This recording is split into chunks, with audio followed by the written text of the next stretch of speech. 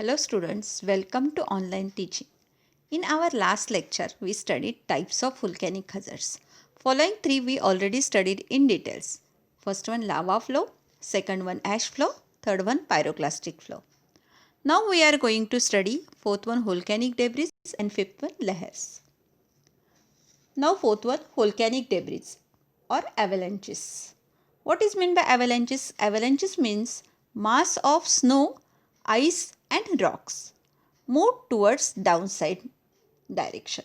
ज्या वेळेला एखाद्या बर्फाचा किंवा स्नोचा किंवा रॉकचा मोठा तुकडा ज्या वेळेला डाऊनवर्ड साईडला म्हणजे डाऊन साईडला खालच्या डायरेक्शनने ज्या वेळेला घसरला जातो त्यावेळेला त्याला आपण काय म्हणतो? ॲव्हलॅन्चेस म्हणतो. They are commonly generated by sliding of large portion of volcanic cone. Volcanic कोनचा मोठा पोर्शन ज्या वेळेला स्लायडिंग म्हणजे घसरत येतो त्यावेळेला व्होल्कॅनिक डेब्रिज और avalanches are commonly generated. These avalanches are highly mobile and may bury large tracks of land. हे जे ॲव्हलॅन्चेस आहेत ते हायली मोबाईल असतात म्हणजे त्याला स्पीड खूप असतं, मोठ्या प्रमाणात ते घसरत येतात. अँड बरी लार्ज ट्रॅक्स ऑफ लँड आणि ते काय कवर करतात तर मोठा एरिया जमिनीचा मोठा भाग ते काय करतात कवर करतात किंवा गाडला जातो. जमिनीचा मोठा भाग जो आहे तो त्याच्याखाली गाडला जातो. And block streams to form lakes. आणि जे काही स्ट्रीम्स आहेत एकत्र येऊन ज्यांनी एक दोन किंवा दोनापेक्षा जास्त ज्यावेळेला स्ट्रीम एकत्र येतात त्यावेळेला लेक बनतो. आणि ज्या वेळेला हा लेक फॉर्म कधी होतो?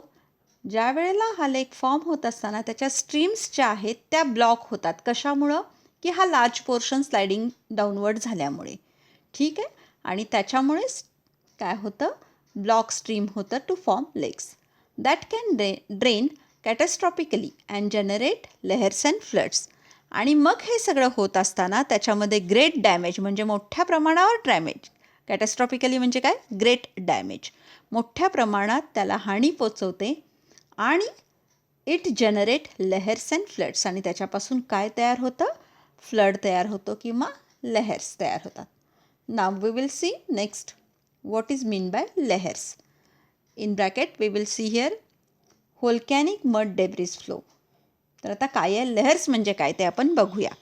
लेहर्स म्हणजे थोडक्यात त्याचं जर शॉर्टमध्ये आपल्याला डिस्क्रिप्शन बघायचं असेल तर hot or cold mixture of water and rock fragments. म्हणजे काय? लेहर म्हणजे काय? परत एकदा सांगते आहे. Hot or cold mixture of water and rock fragments. These are common major volcanic hazards to life and property. आपल्या जीवनाला किंवा प्रॉपर्टीला जे काही हानी होते, इजा होते त्याच्यापैकी लेहर्स एक मेजर व्होल्कॅनिक हझर्ड आहे. Lahars proceed very quickly and passes great destructive power. Lahars ह्या काय होतात? पटकन क्विकली प्रोसीड होतात आणि पासेस ग्रेट डिस्ट्रक्टिव्ह पॉवर. आणि त्याच्यामधून आपल्याला काय होते? मोठ्या प्रमाणात काय होते? हानी पोचते. They developed either as a direct consequences of volcanic eruption or as a secondary event resulting due to heavy rainfall or sometimes as an after the effects of eruption. बरं हे लेहर्स कधी डेव्हलप होतात?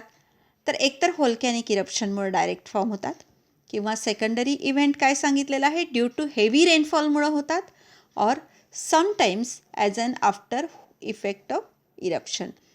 काही वेळेला इरप्शन होऊन गेल्यानंतर त्याचा परिणाम आपल्याला दिसतो. म्हणजे हे तीन प्रकारे होतात. They developed either as a direct consequences of volcanic eruptions or as a secondary event resulting due to heavy rainfall or sometimes as an after effects of eruption. अशा तऱ्हेनं आपल्याला लेहर्स बघायला मिळतात. सो आपण आतापर्यंत काय बघितलेले आहेत? व्होल्कॅनिक हझर्ड्स आपण 5 बघितलेले आहेत टाईप्स. त्याच्यामध्ये फर्स्ट वन बघितलं lava flow, ash falls pyroclastic flow, fourth one volcanic debris और ॲव्हलॅन्चेस आणि फिफ्थ वन आपण काय बघितलं? लेहर्स बघितलं. Now we will see the next point that is effects of volcanic hazards. त्याच्यानंतरचा इफेक्ट्स ऑफ व्होल्कॅनिक हझर्ड्स. आता काय आहे बघूया. काय काय इफेक्ट्स होतात व्होल्कॅनिक हझर्ड्समध्ये ते आपल्याला बघायचे आहेत. Damage to human life, social structure and property may not always be induced only by direct effect of volcanic eruption. म्हणजे आपल्या ह्युमन लाईफला किंवा सोशल स्ट्रक्चरला किंवा प्रॉपर्टीला डायरेक्ट इफेक्ट होऊ शकत नाही. कशामुळे? तर व्होल्कॅनिक इरप्शनमुळे. डायरेक्ट होत नाही. मग तो कसा होतो? तर आपण त्याचे बघूया. Some of the most dangerous secondary phenomenas are tsunamis, contaminated ash or long lasting aerosol clouds that can orbit the earth for years after large volcanic eruption. आपण आता बघूया एक एक एक एक. सम ऑफ द मोस्ट डेंजरस काय सांगितलेलं आहे सेकंडरी फिनॉमिनाला? सुनामी. सुनामी म्हणजे काय? समुद्रामध्ये ज्या वेळेला व्होल्कॅनिक इरप्शन होतं समुद्राच्या तळाशी, त्यावेळेला वेव्स तयार होतात आणि मग सुनामी होते. बघितलेलं असेल आपण बऱ्याच वेळेला. कॉन्टॅमिनेटेड ॲश, ज्या वेळेला व्होल्कॅनिक इरप्शन होते त्यावेळेला हवेमध्ये जी काही असणारी राख आहे, धूळ आहे, मातीचे कण आहेत, ते काय होतात सरफेसमध्ये किंवा वातावरणामध्ये मिक्स होतात आणि त्यावेळेला कॉन्टॅमिनेटेड ॲश तयार होते. Or long lasting aerosols. What is mean by aerosol clouds? तर वातावरणामध्ये खूप लांबपर्यंत काय होतं, छोटे छोटे पार्टिकल्स जातात खूप लांबपर्यंत आणि मग त्याचे ढग तयार होतात. त्यावेळेला त्याला काय म्हणायचं? एरोसेल क्लाउड बघायचं. मग ते ज्यावेळेला that can orbit the earth for years after a large volcanic eruption. हे कधी होतात? अर्थच्या ऑर्बिटमध्ये खूप वर्षासाठी ते काय होतात? व्होल्कॅनिक इरप्शनमुळं ते साठू शकतात आणि ते तयार होतात. मग त्याचं एक्झाम्पल काय सांगितलेलं आहे? तर एक्झाम्पल टोबा व्होल्कॅनो. त्याचं एक्झाम्पल दिलेलं आहे Toba volcano. Aerosol clouds are composed of condensed volcanic gases, mainly sulphuric acid. आता हे जे एरोसेल क्लाउड आहेत म्हणजे वातावरणामध्ये खूप लांबपर्यंत हे छोटे पार्टिकल्स गेलेले असतात किंवा गॅस गेलेले असतात, तर त्याच्यामध्ये मेनली कुठला असतो? तर सल्फरिक ॲसिड असतो. Aerosol clouds are composed of condensed volcanic gases, mainly sulphuric acid. The emission of large quantities of SO2 and also possible halogens into stratosphere may lead to a temperature decreases on the earth's surface by increasing the global albedo. आता काय सांगितलेलं आहे बघा? Aerosol clouds are composed of condensed volcanic gases, mainly sulphuric acid. बरोबर आहे? Aerosol cloud कशाने बनलेला आहे? मेनली सल्फरिक ॲसिडला बनलेला आहे. The emission of large quantities of SO2 म्हणजे इमिशन म्हणजे काय? बाहेर पडणे.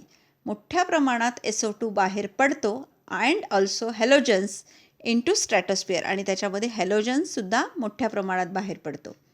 In to स्ट्रॅटोस्फिअर. स्ट्रॅटोस्फिअर म्हणजे आपण बघितलेलं आहे की अर्थच्या लेयर्स असतात, ॲटमॉस्फिअरच्या लेयर असतात आणि त्या लेयर्समध्ये स्ट्रॅटोस्फिअर पण हा एक लेयर आहे आणि मग त्याच्यामध्ये काय होतं?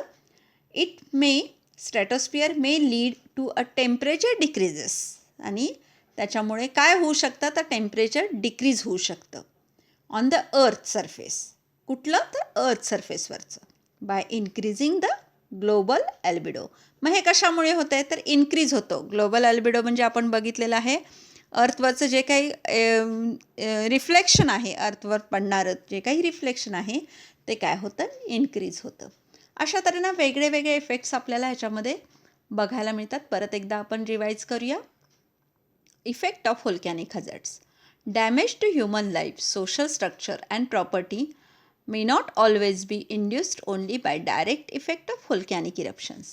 Some of the most dangerous secondary phenomena are tsunamis, contaminated ashes or long-lasting aerosol clouds that can orbit the earth for years after large volcanic eruption. Example, Toba volcano. Aerosol clouds are composed of condensed volcanic gases, mainly sulfuric acid. The emission of large quantities of SO2 and also possible halogens into stratosphere may lead to the temperature decreases on the Earth's surface by increasing the global albedo. Okay, अशा तऱ्हेनं आपण काय बघितलेलं आहे? Effects of volcano बघितलेलं आहे. Here we finished our topic volcano. Till now we learned what is volcano, structure of volcano, types of volcano, volcanic hazards, types of volcanic hazards and last one effects of volcanic hazards. अशा तऱ्हेने आपण volcano हा संपूर्ण study केलेला आहे. आपला topic संपलेला आहे इथंच. नेक्स्ट टाईम आपण बघूया लँडस्लाईड टॉपिक. ठीक, थँक्यू.